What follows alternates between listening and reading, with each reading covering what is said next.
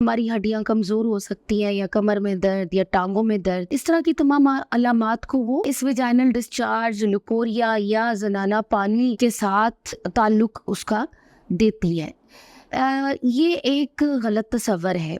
चंद बातें जो डॉक्टरी में साबित है और जो हकीकत है वो ये है कि इससे पहले कि बच्ची जवान हो और वो अपनी माहवारी शुरू करे, उससे कोई 1-2 साल पहले ही उसके जिस्म से इस पानी का इखराज शुरू हो जाता है। और इसको नॉर्मल उनकी माओ के लिए मेरी इल्तमास है कि इसको बीमारी के तौर पे ना लें।